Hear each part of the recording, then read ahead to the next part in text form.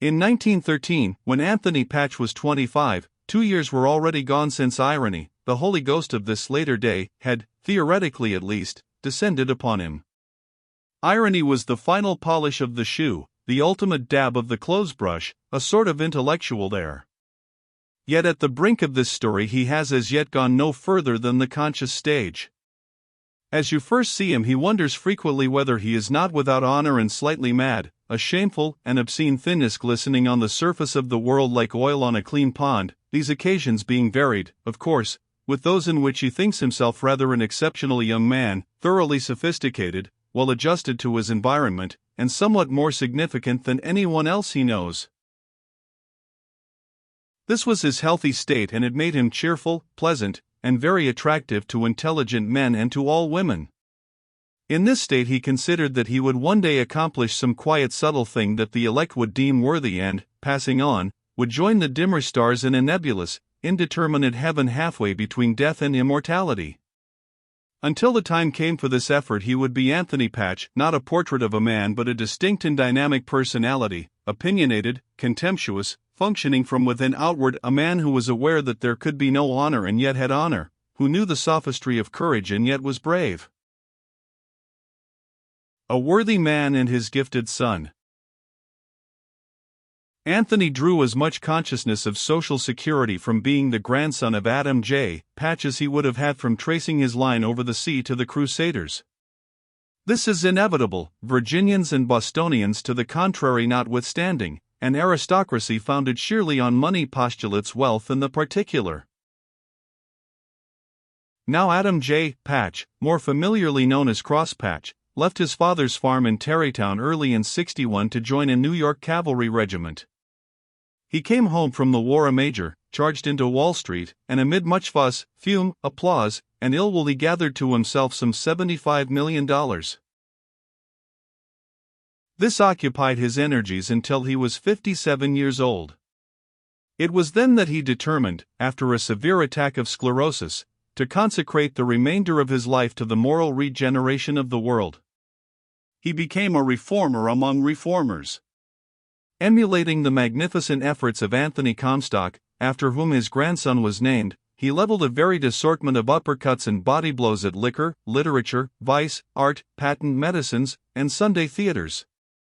His mind, under the influence of that insidious mildew which eventually forms on all but the few, gave itself up furiously to every indignation of the age. From an armchair in the office of his Tarrytown estate he directed against the enormous hypothetical enemy, unrighteousness, a campaign which went on through 15 years, during which he displayed himself a rabid monomaniac, an unqualified nuisance, and an intolerable bore. The year in which this story opens found him wearying. His campaign had grown desultory, 1861 was creeping up slowly on 1895, his thoughts ran a great deal on the Civil War, somewhat on his dead wife and son, almost infinitesimally on his grandson Anthony. Early in his career Adam Patch had married an anemic lady of 30, Alicia Withers, who brought him $100,000 and an impeccable entree into the banking circles of New York. Immediately and rather spunkily she had borne him a son and, as if completely devitalized by the magnificence of this performance, she had thenceforth effaced herself within the shadowy dimensions of the nursery. The boy, Adam Ulysses Patch, became an inveterate joiner of clubs, connoisseur of good form, and driver of tandems. At the astonishing age of 26 he began his memoirs under the title New York Society as I Have Seen It. On the rumor of its conception this work was eagerly bid for among publishers, but as it proved after his death to be immoderately verbose and overpoweringly dull, it never obtained even a private printing. This Fifth Avenue Chesterfield married at 22. His wife was Henrietta Lebrun, the Boston society contralto, and the single child of the union was, at the request of his grandfather, christened Anthony Comstock Patch. When he went to Harvard, the Comstock dropped out of his name to a nether hell of oblivion and was never heard of thereafter. Young Anthony had one picture of his father and mother together, so often had it faced his eyes in childhood that it had acquired the impersonality of furniture, but everyone who came into his bedroom regarded it with interest. It showed a dandy of the 90s, spare and handsome, standing beside a tall dark lady with a muff and the suggestion of a bustle. Between them was a little boy with long brown curls, dressed in a velvet Lord Fauntleroy suit. This was Anthony at 5, the year of his mother's death. His memories of the Boston society contralto were nebulous and musical.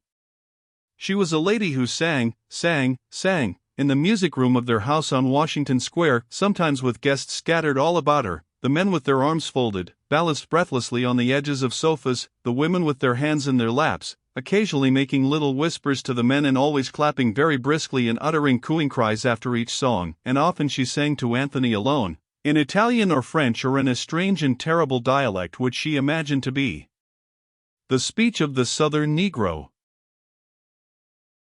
His recollections of the gallant Ulysses, the first man in America to roll the lapels of his coat, were much more vivid.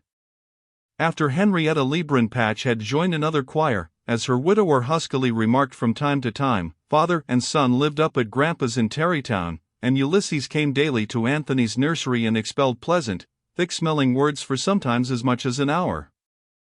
He was continually promising Anthony hunting trips and fishing trips and excursions to Atlantic City, sometime soon now, but none of them ever materialized. One trip they did take. When Anthony was 11 they went abroad, to England and Switzerland, and there in the best hotel in Lucerne his father died with much sweating and grunting and crying aloud for air. In a panic of despair and terror Anthony was brought back to America, wedded to a vague melancholy that was to stay beside him through the rest of his life. Past in person of the hero. At 11 he had a horror of death.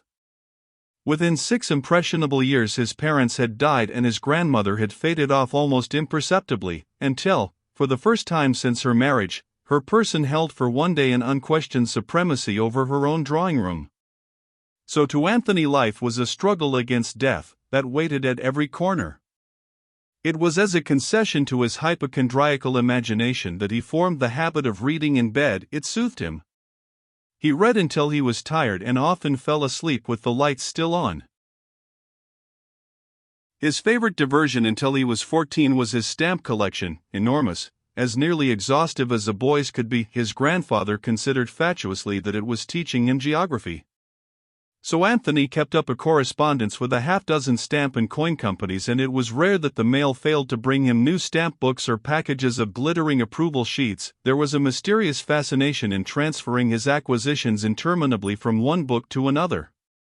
His stamps were his greatest happiness, and he bestowed impatient frowns on anyone who interrupted him at play with them. They devoured his allowance every month, and he lay awake at night musing untiringly on their variety and many-colored splendor. At 16 he had lived almost entirely within himself, an inarticulate boy, thoroughly un-American, and politely bewildered by his contemporaries. The 2 preceding years had been spent in Europe with a private tutor, who persuaded him that Harvard was the thing. It would open doors, it would be a tremendous tonic, it would give him innumerable self-sacrificing and devoted friends. So he went to Harvard. There was no other logical thing to be done with him. Oblivious to the social system, he lived for a while alone and unsought in a high room in Beck Hall, a slim dark boy of medium height with a shy sensitive mouth. His allowance was more than liberal. He laid the foundations for a library by purchasing from a wandering bibliophile first editions of Swinburne, Meredith, and Hardy, and a yellowed illegible autograph letter of Keats's, finding later that he had been amazingly overcharged. He became an exquisite dandy, amassed a rather pathetic collection of silk pajamas, brocaded dressing gowns, and neckties too flamboyant to wear. In this secret finery he would parade before a mirror in his room or lie stretched in satin along his window seat looking down on the yard and realizing dimly this clamor, breathless and immediate, in which it seemed he was never to have a part. Curiously enough, he found in senior year that he had acquired a position in his class. He learned that he was looked upon as a rather romantic figure, a scholar, a recluse, a tower of erudition. This amused him but secretly pleased him. He began going out, at first a little and then a great deal. He made the pudding. He drank quietly and in the proper tradition. It was said of him that had he not come to college so young he might have done extremely well. In 1909, when he graduated, he was only 20 years old. Then abroad again, to Rome this time, where he dallied with architecture and painting in turn, took up the violin, and wrote some ghastly Italian sonnets, supposedly the ruminations of a 13th-century monk on the joys of the contemplative life. It became established among his Harvard intimates that he was in Rome, and those of them who were abroad that year looked him up and discovered with him, on many moonlight excursions, much in the city that was older than the Renaissance or indeed than the Republic. Maury Noble, from Philadelphia, for instance, remained 2 months, and together they realized the peculiar charm of Latin women and had a delightful sense of being very young and free in a civilization that was very old and free. Not a few acquaintances of his grandfather's called on him, and had he so desired he might have been persona grata with the diplomatic set. Indeed, he found that his inclinations tended more and more toward conviviality, but that long adolescent aloofness and consequent shyness still dictated to his conduct. He returned to America in 1912 because of one of his grandfather's sudden illnesses, and after an excessively tiresome talk with the perpetually convalescent old man he decided to put off until his grandfather's death the idea of living permanently abroad. After a prolonged search he took an apartment on 52nd Street and to all appearances settled down.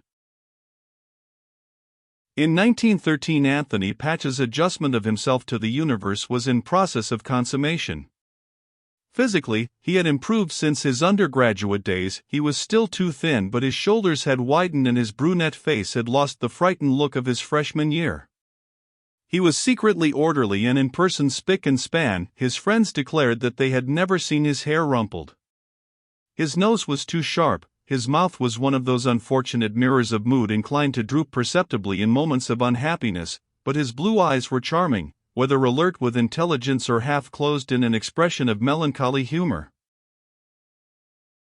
One of those men devoid of the symmetry of feature essential to the Aryan ideal, he was yet, here and there, considered handsome. Moreover, he was very clean, in appearance and in reality, with that especial cleanness borrowed from beauty. The reproachless apartment.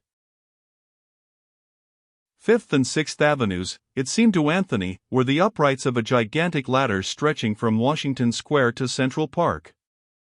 Coming uptown on top of a bus toward 52nd Street invariably gave him the sensation of hoisting himself hand by hand on a series of treacherous rungs, and when the bus jolted to a stop at his own rung he found something akin to relief as he descended the reckless metal steps to the sidewalk.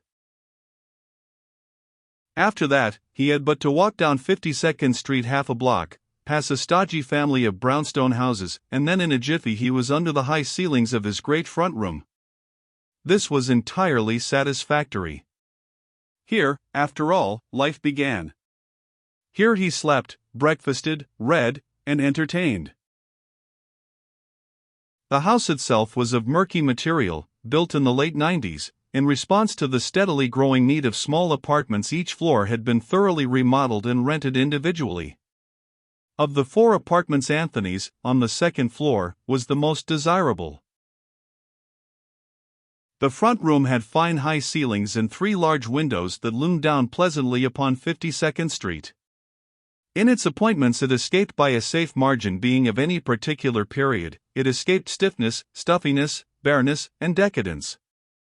It smelt neither of smoke nor of incense. It was tall and faintly blue. There was a deep lounge of the softest brown leather with somnolence drifting about it like a haze. There was a high screen of Chinese lacquer chiefly concerned with geometrical fishermen and huntsmen in black and gold. This made a corner alcove for a voluminous chair guarded by an orange-colored standing lamp. Deep in the fireplace a quartered shield was burned to a murky black. Passing through the dining room, which, as Anthony took only breakfast at home, was merely a magnificent potentiality, and down a comparatively long hall, one came to the heart and core of the apartment, Anthony's bedroom and bath. Both of them were immense. Under the ceilings of the former even the great canopied bed seemed of only average size. On the floor an exotic rug of crimson velvet was soft as fleece on his bare feet. His bathroom, in contrast to the rather portentous character of his bedroom, was gay, bright, extremely habitable and even faintly facetious. Framed around the walls were photographs of 4 celebrated thespian beauties of the day: Julia Sanderson as the Sunshine Girl, Ina Claire as the Quaker Girl, Billy Burke as the Mind the Paint Girl, and Hazel Dawn as the Pink Lady. Between Billy Burke and Hazel Dawn hung a print representing a great stretch of snow presided over by a cold and formidable sun. This, claimed Anthony, symbolized the cold shower. The bathtub, equipped with an ingenious book holder, was low and large. Beside it a wall wardrobe bulged with sufficient linen for 3 men and with a generation of neckties. There was no skimpy glorified towel of a carpet, instead, a rich rug, like the one in his bedroom, a miracle of softness, that seemed almost to massage the wet foot emerging from the tub. All in all, a room to conjure with. It was easy to see that Anthony dressed there, arranged his immaculate hair there, in fact did everything but sleep and eat there. It was his pride, this bathroom. He felt that if he had a love he would have hung her picture just facing the tub so that, lost in the soothing steamings of the hot water, he might lie and look up at her and muse warmly and sensuously on her beauty. Nor does he spin. The apartment was kept clean by an English servant with the singularly, almost theatrically, appropriate name of Bounds, whose technique was marred only by the fact that he wore a soft collar. Had he been entirely Anthony's Bounds, this defect would have been summarily remedied, but he was also the Bounds of 2 other gentlemen in the neighborhood. From 8 until 11 in the morning he was entirely Anthony's. He arrived with the mail and cooked breakfast. At 9:30 he pulled the edge of Anthony's blanket and spoke a few terse words. Anthony never remembered clearly what they were and rather suspected they were deprecative. Then he served breakfast on a card table in the front room, made the bed and, after asking with some hostility if there was anything else, withdrew. In the mornings, at least once a week, Anthony went to see his broker. His income was slightly under $7,000 a year, the interest on money inherited from his mother. His grandfather, who had never allowed his own son to graduate from a very liberal allowance, judged that this sum was sufficient for young Anthony's needs. Every Christmas he sent him a $500 bond, which Anthony usually sold, if possible, as he was always a little, not very, hard up. The visits to his broker varied from semi-social chats to discussions of the safety of 8% investments, and Anthony always enjoyed them. The big trust company building seemed to link him definitely to the great fortunes whose solidarity he respected and to assure him that he was adequately chaperoned by the hierarchy of finance. From these hurried men he derived the same sense of safety that he had in contemplating his grandfather's money, even more, for the latter appeared, vaguely, a demand loan made by the world to Adam Patch's own moral righteousness, while this money downtown seemed rather to have been grasped and held by sheer indomitable strengths and tremendous feats of will. In addition, it seemed more definitely and explicitly money. Closely as Anthony trod on the heels of his income, he considered it to be enough. Some golden day, of course, he would have many millions. Meanwhile he possessed a raison d'etre in the theoretical creation of essays on the popes of the Renaissance. This flashes back to the conversation with his grandfather immediately upon his return from Rome. He had hoped to find his grandfather dead, but had learned by telephoning from the pier that Adam Patch was comparatively well again. The next day he had concealed his disappointment and gone out to Tarrytown. 5 miles from the station his taxicab entered an elaborately groomed drive that threaded a veritable maze of walls and wire fences guarding the estate. This, said the public, was because it was definitely known that if the socialists had their way, one of the first men they'd assassinate would be old Crosspatch. Anthony was late and the venerable philanthropist was awaiting him in a glass-walled sun parlor, where he was glancing through the morning papers for the second time. His secretary, Edward Shuttleworth, who before his regeneration had been gambler, saloon-keeper, and general reprobate, ushered Anthony into the room, exhibiting his redeemer and benefactor as though he were displaying a treasure of immense value. They shook hands gravely. "I'm awfully glad to hear you're better," Anthony said. The senior Patch, with an air of having seen his grandson only last week, pulled out his watch. "Train late?" he asked mildly. It had irritated him to wait for Anthony. He was under the delusion not only that in his youth he had handled his practical affairs with the utmost scrupulousness, even to keeping every engagement on the dot, but also that this was the direct and primary cause of his success. "It's been late a good deal this month," he remarked with a shade of meek accusation in his voice, and then after a long sigh, "Sit down." Anthony surveyed his grandfather with that tacit amazement which always attended the sight.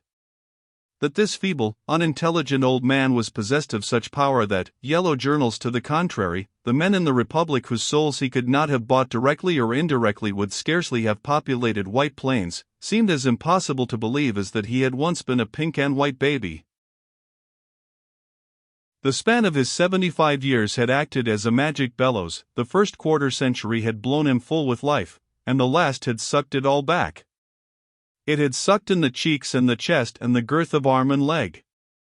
It had tyrannously demanded his teeth, one by one, suspended his small eyes in dark bluish sacs, tweaked out his hairs, changed him from gray to white in some places, from pink to yellow in others, callously transposing his colors like a child trying over a paintbox. Then through his body and his soul it had attacked his brain. It had sent him night sweats and tears and unfounded dreads. It had split his intense normality into credulity and suspicion. Out of the coarse material of his enthusiasm it had cut dozens of meek but petulant obsessions. His energy was shrunk to the bad temper of a spoiled child, and for his will to power was substituted a fatuous puerile desire for a land of harps and canticles on earth. The amenities having been gingerly touched upon, Anthony felt that he was expected to outline his intentions, and simultaneously a glimmer in the old man's eye warned him against broaching, for the present, his desire to live abroad. He wished that Shuttleworth would have tact enough to leave the room. He detested Shuttleworth, but the secretary had settled blandly in a rocker and was dividing between the two patches the glances of his faded eyes. "Now that you're here you ought to do something," said his grandfather softly, "accomplish something." Anthony waited for him to speak of leaving something done when you pass on. Then he made a suggestion. It seemed to me that perhaps I'm best qualified to write." Adam Patch winced, visualizing a family poet with a long hair and 3 mistresses. "History," finished Anthony. "History? History of what? The Civil War? The Revolution?" "Why, no, sir. A history of the Middle Ages." Simultaneously an idea was born for a history of the Renaissance popes, written from some novel angle. Still, he was glad he had said Middle Ages. "Middle Ages? Why not your own country? Something you know about?" "Well, you see I've lived so much abroad. Why you should write about the Middle Ages, I don't know. Dark Ages, we used to call them. Nobody knows what happened, and nobody cares, except that they're over now." He continued for some minutes on the uselessness of such information, touching, naturally, on the Spanish Inquisition and the corruption of the monasteries. Then, "Do you think you'll be able to do any work in New York, or do you really intend to work at all?" This last with soft, almost imperceptible, cynicism. "Why, yes, I do, sir." "When'll you be done?" "Well, there'll be an outline, you see, and a lot of preliminary reading." "I should think you'd have done enough of that already." The conversation worked itself jerkily toward a rather abrupt conclusion, when Anthony rose, looked at his watch, and remarked that he had an engagement with his broker that afternoon. He had intended to stay a few days with his grandfather, but he was tired and irritated from a rough crossing, and quite unwilling to stand a subtle and sanctimonious browbeating. He would come out again in a few days, he said. Nevertheless, it was due to this encounter that work had come into his life as a permanent idea. During the year that had passed since then, he had made several lists of authorities, he had even experimented with chapter titles and the division of his work into periods, but not one line of actual writing existed at present, or seemed likely ever to exist. He did nothing, and contrary to the most accredited copybook logic, he managed to divert himself with more than average content. Afternoon. It was October in 1913, midway in a week of pleasant days, with the sunshine loitering in the cross streets and the atmosphere so languid as to seem weighted with ghostly falling leaves. It was pleasant to sit lazily by the open window finishing a chapter of Erewhon. It was pleasant to yawn about 5, toss the book on a table, and saunter humming along the hall to his bath. "To you, beautiful lady," he was singing as he turned on the tap. "I raise my eyes to you, beautiful la dy. My heart cries." He raised his voice to compete with the flood of water pouring into the tub, and as he looked at the picture of hazel dawn upon the wall, he put an imaginary violin to his shoulder and softly caressed it with a phantom bow. Through his closed lips he made a humming noise, which he vaguely imagined resembled the sound of a violin. After a moment his hands ceased their gyrations and wandered to his shirt, which he began to unfasten. Stripped, and adopting an athletic posture like the tiger-skin man in the advertisement, he regarded himself with some satisfaction in the mirror, breaking off to dabble a tentative foot in the tub. Readjusting a faucet and indulging in a few preliminary grunts, he slid in. Once accustomed to the temperature of the water, he relaxed into a state of drowsy content. When he finished his bath he would dress leisurely and walk down Fifth Avenue to the Ritz, where he had an appointment for dinner with his two most frequent companions, Dick Caramel and Maury Noble. Afterward he and Maury were going to the theater. Caramel would probably trot home and work on his book, which ought to be finished pretty soon. Anthony was glad he wasn't going to work on his book. The notion of sitting down and conjuring up, not only words in which to clothe thoughts but thoughts worthy of being clothed, the whole thing was absurdly beyond his desires. Emerging from his bath he polished himself with the meticulous attention of a bootblack. Then he wandered into the bedroom, and whistling the while a weird, uncertain melody, strolled here and there buttoning, adjusting, and enjoying the warmth of the thick carpet on his feet. He lit a cigarette, tossed the match out the open top of the window, then paused in his tracks with the cigarette 2 inches from his mouth, which fell faintly ajar. His eyes were focused upon a spot of brilliant color on the roof of a house farther down the alley. It was a girl in a red negligée, silk surely, drying her hair by the still hot sun of late afternoon. His whistle died upon the stiff air of the room. He walked cautiously another step nearer the window with a sudden impression that she was beautiful. Sitting on the stone parapet beside her was a cushion the same color as her garment, and she was leaning both arms upon it as she looked down into the sunny areaway, where Anthony could hear children playing. He watched her for several minutes. Something was stirred in him, something not accounted for by the warm smell of the afternoon or the triumphant vividness of red. He felt persistently that the girl was beautiful, then of a sudden he understood, it was her distance. Not a rare and precious distance of soul, but still distance, if only in terrestrial yards. The autumn air was between them, and the roofs and the blurred voices.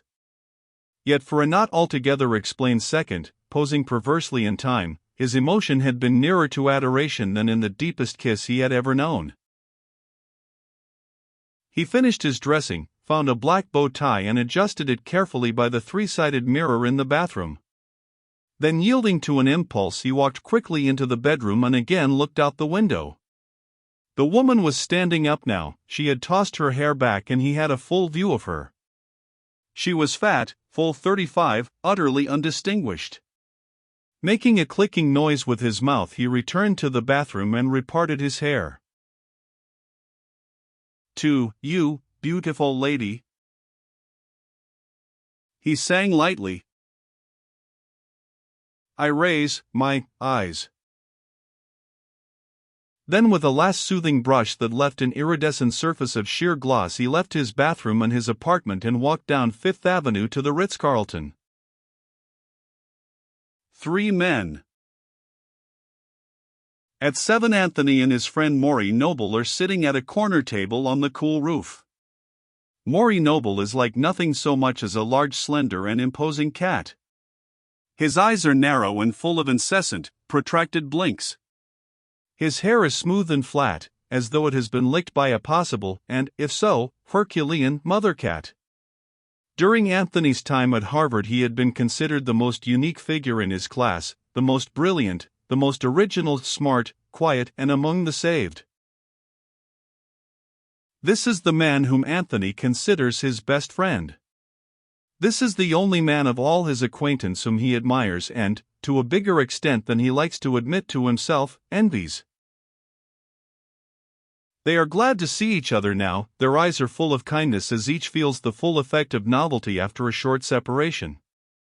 They are drawing a relaxation from each other's presence, a new serenity. Maury Noble behind that fine and absurdly cat-like face is all but purring. And Anthony, nervous as a will-o'-the-wisp, restless, he is at rest now. They are engaged in one of those easy short speech conversations that only men under 30 or men under great stress indulge in. Anthony, 7 o'clock. Where's the caramel? Impatiently. I wish he'd finished that interminable novel. I've spent more time hungry. Maury, he's got a new name for it. The Demon Lover, not bad, eh? Anthony, interested, the Demon Lover? Oh, woman wailing, no, not a bit bad. Not bad at all, d'you think? Maury, rather good. What time did you say? Anthony, 7. Maury, his eyes narrowing, not unpleasantly, but to express a faint disapproval, drove me crazy the other day. Anthony, how? Maury, that habit of taking notes. Anthony, me, too. Seems I'd said something night before that he considered material, but he'd forgotten it, so he had at me. He'd say, can't you try to concentrate? And I'd say you bore me to tears. How do I remember? Maury laughs noiselessly, by a sort of bland and appreciative widening of his features. Maury, Dick doesn't necessarily see more than anyone else.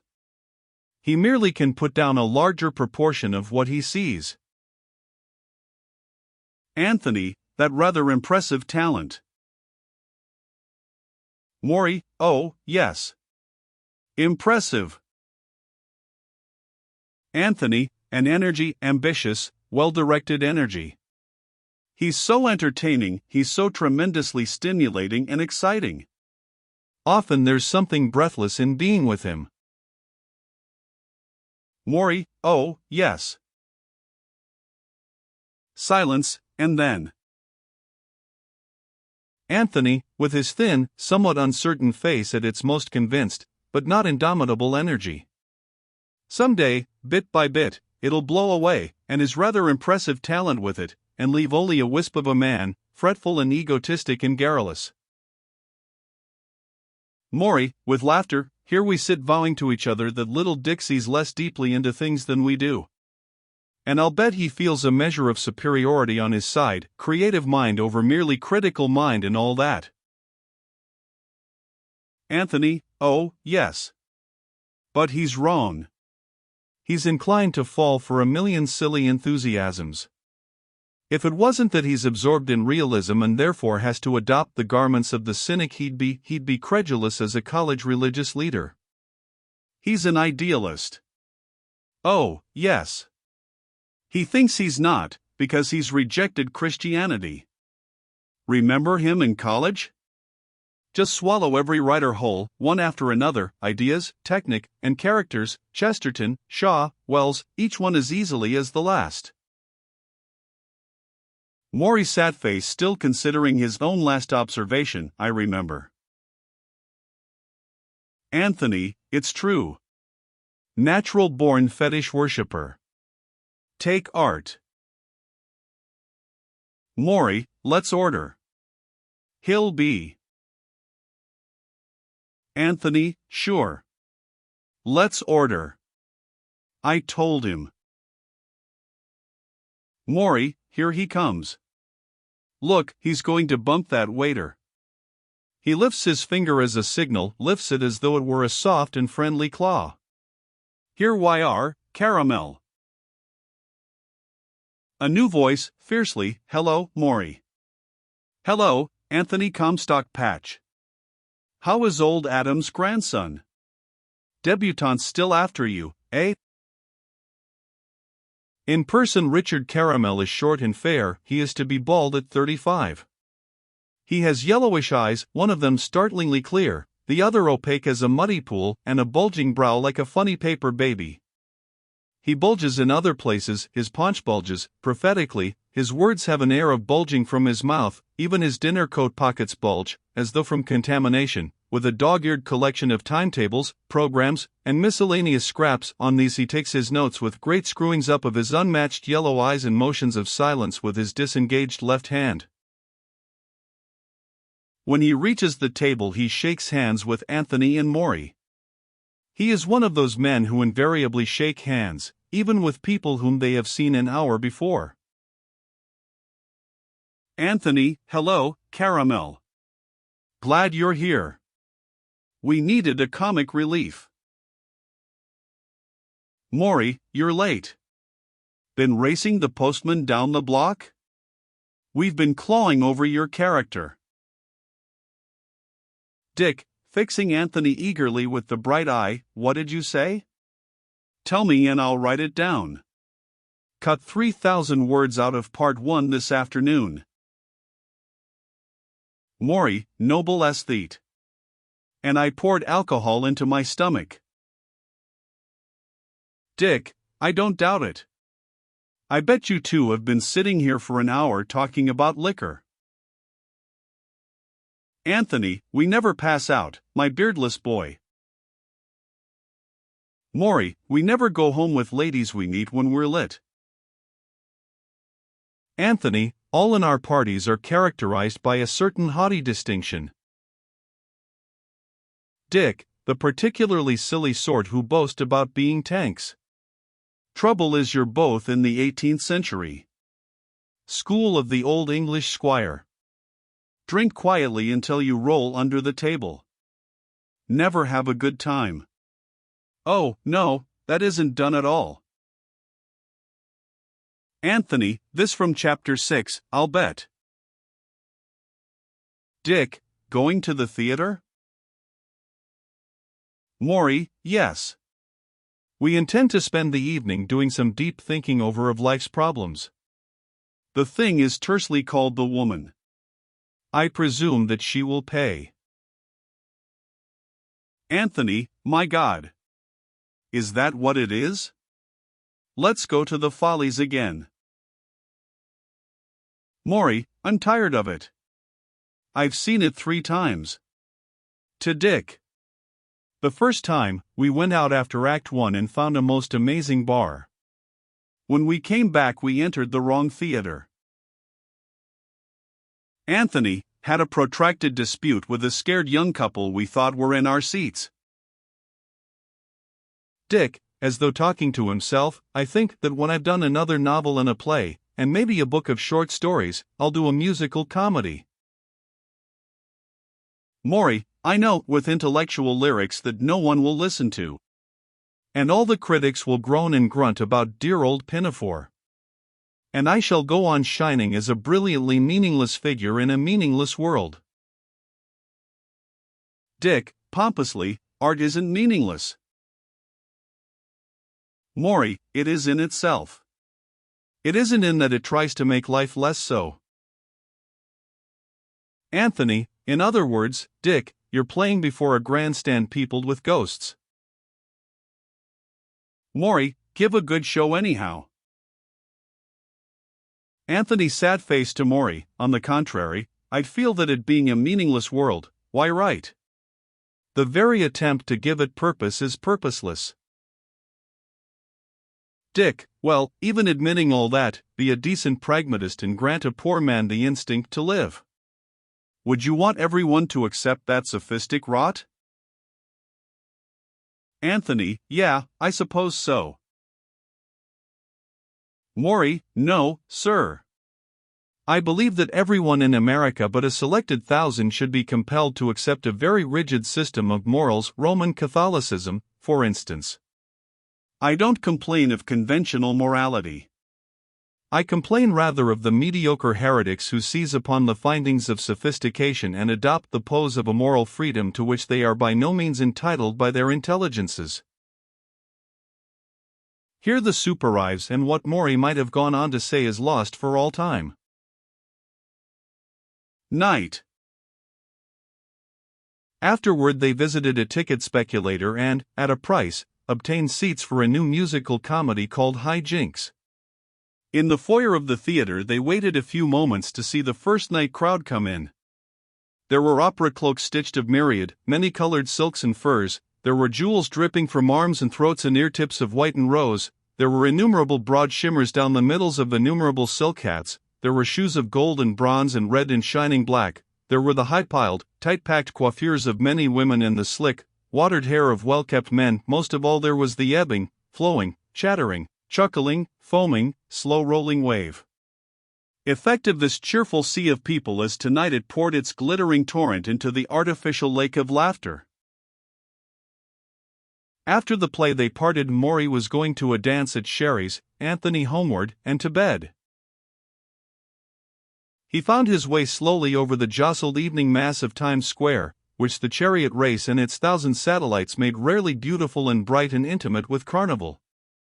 Faces swirled about him, a kaleidoscope of girls, ugly as sin, too fat, too lean, yet floating upon this autumn air as upon their own warm and passionate breaths poured out into the night. Here, for all their vulgarity, he thought, they were faintly and subtly mysterious. He inhaled carefully, swallowing into his lungs perfume and the not unpleasant scent of many cigarettes. He caught the glance of a dark young beauty sitting alone in a closed taxicab. Her eyes in the half-light suggested night and violets, and for a moment he stirred again to that half-forgotten remoteness of the afternoon. Two young Jewish men passed him, talking in loud voices and craning their necks here and there in fatuous supercilious glances. They were dressed in suits of the exaggerated tightness then semi-fashionable, their turned-over collars were notched at the Adam's apple, they wore gray spats and carried gray gloves on their cane handles. Passed a bewildered old lady borne along like a basket of eggs between two men who exclaimed to her of the wonders of Times Square, explained them so quickly that the old lady, trying to be impartially interested, waved her head here and there like a piece of wind-worried old orange peel. Anthony heard a snatch of their conversation. "There's the Astor, Mama. Look. See the chariot race sign. There's where we were today. No, there. Good gracious. You should worry and grow thin like a dime." He recognized the current witticism of the year as it issued stridently from one of the pairs at his elbow. "And I says to him, I says." The soft rush of taxis by him, and laughter hoarse as a crow's, incessant and loud, with the rumble of the subways underneath, and over all, the revolutions of light, the growings and recedings of light dividing like pearls, forming and reforming in glittering bars and circles and monstrous grotesque figures cut amazingly on the sky.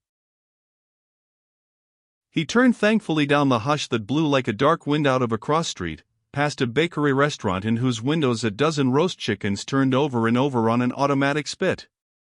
From the door came a smell that was hot, doughy, and pink. A drugstore next, exhaling medicines, spilt soda water and a pleasant undertone from the cosmetic counter, then a Chinese laundry, still open, steamy and stifling, smelling folded and vaguely yellow. All these depressed him. Reaching 6th Avenue he stopped at a corner cigar store and emerged feeling better. The cigar store was cheerful, humanity in a navy blue mist, buying a luxury.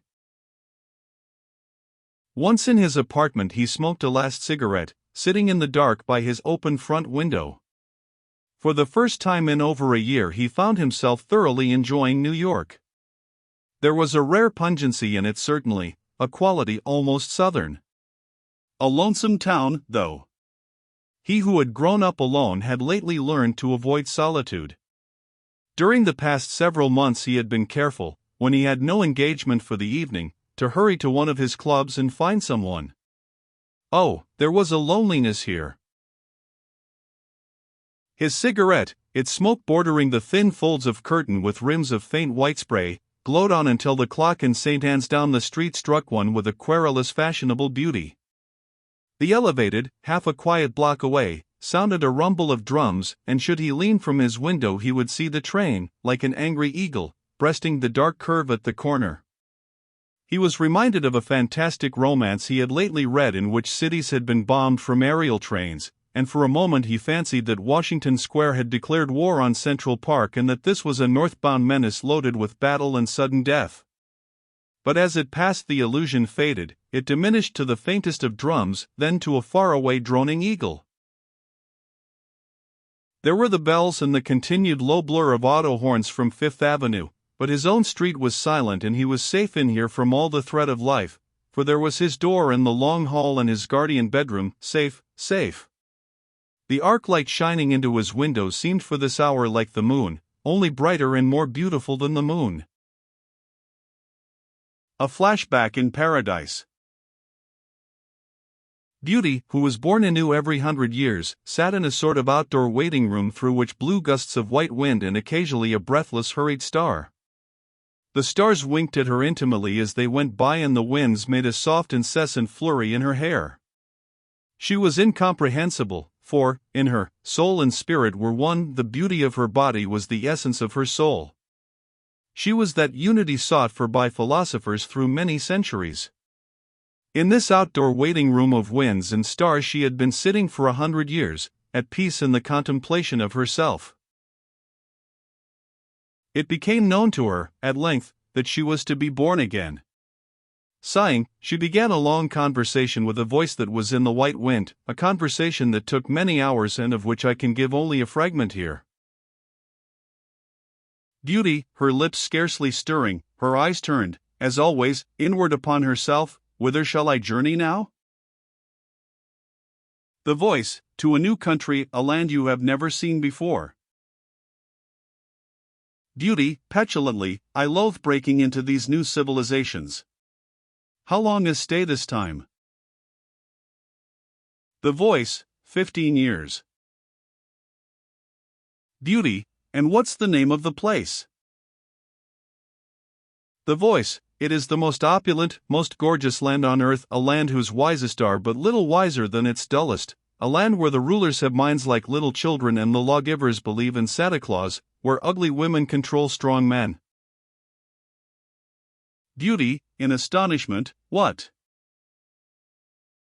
The voice, very much depressed, yes, it is truly a melancholy spectacle. Women with receding chins and shapeless noses go about in broad daylight saying do this, and do that, and all the men, even those of great wealth, obey implicitly their women to whom they refer sonorously either as Mrs. So-and-so or as the wife. Beauty, but this can't be true. I can understand, of course, their obedience to women of charm, but to fat women? To bony women? To women with scrawny cheeks?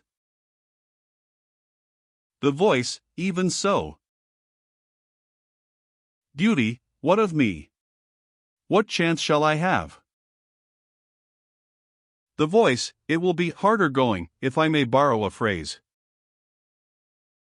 Beauty, after a dissatisfied pause, why not the old lands, the land of grapes and soft-tongued men or the land of ships and seas? The voice, it's expected that they'll be very busy shortly. Beauty, oh. The voice, your life on earth will be, as always, the interval between two significant glances in a mundane mirror. Beauty, what will I be? Tell me? The voice, at first it was thought that you would go this time as an actress in the motion pictures, but, after all, it's not advisable. You will be disguised during your 15 years as what is called a society girl. Beauty, what's that? There is a new sound in the wind which must for our purposes be interpreted as the voice scratching its head. The voice, at length, it's a sort of bogus aristocrat. Beauty, bogus? What is bogus?